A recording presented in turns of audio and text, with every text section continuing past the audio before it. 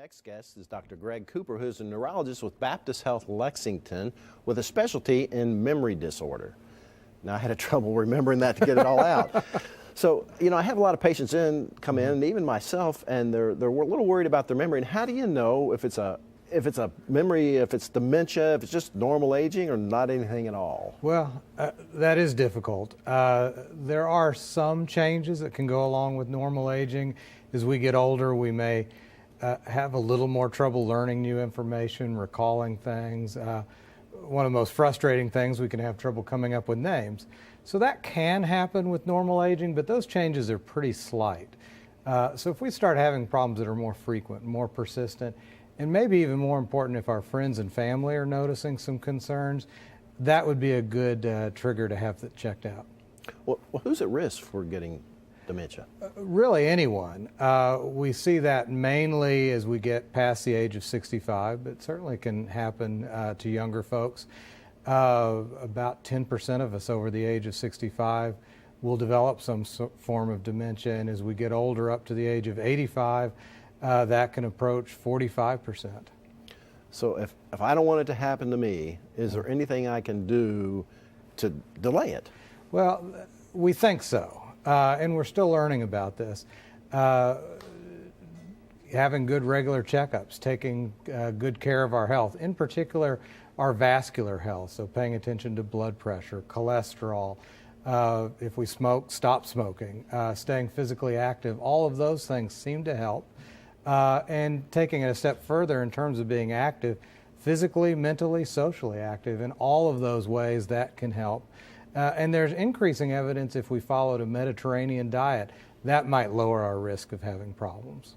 I have a lot of people come in, they're working these Sudoku puzzles and crossword puzzles. Does that really help? We think it probably does. It doesn't have to be one puzzle versus another, one activity versus another, but anything that really stimulates our brains is probably good. All right, now let's assuming I get the diagnosis. Are there medicines, or are there times when you just don't even treat and wait? Typically we will treat. There are medications that help. They're not the medicines we ultimately want, but they do help with the symptoms. And I think everyone at least deserves a trial, usually of a combination of these medicines. Give me some examples. Well, there are two general classes. One class contains three medicines: Aricept, Exelon, Razodine, all good medications, and usually people will be on one of those three. And then there's a second medicine, Namenda. Now, some people will reserve that for more severe memory loss. I think most of us will use a combination of one of the first three, let's say Aricept plus Namenda. Okay. Are there any supplements or vitamins that help, or is it just not helpful? There's not real strong evidence for that. It's reasonable if people wanted to take a general multivitamin. It's reasonable if they wanted to take a B complex, but the truth is we don't have firm evidence to support any particular supplement or vitamin.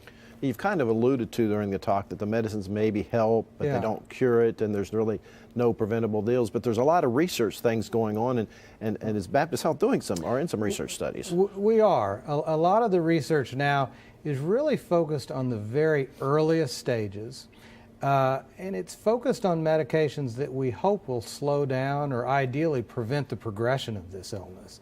So those are the types of medicines that we're studying in trials, and we have been active in that for a number of years. We have a couple trials that are ongoing now. Well, now, we're throwing some terms around here too. Dementia, Alzheimer's, are they all the same thing? They're all continuum, or is there different diagnosis? Well, dementia is a broad term, and it means if I have a dementia, I have a disorder of memory or thinking in general. Alzheimer's disease is the most common cause of dementia. So 50 to 80% of people that have a dementia, the cause is Alzheimer's disease.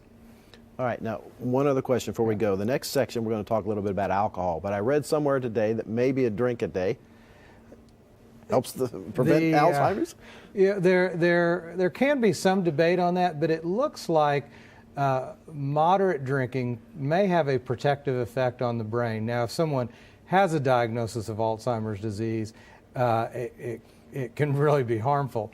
But in terms of prevention, probably for women, a half to 1 drink a day. For men, 1, maybe 2 drinks a day is probably right in that sweet spot. All right. Great information. Thanks for coming in.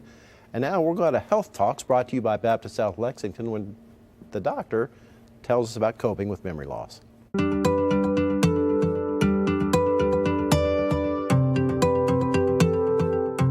Typically, folks with early memory impairment, we're going to notice a forgetfulness, short-term memory problems. They'll forget a conversation. They'll repeat themselves more often. They'll forget where they placed items.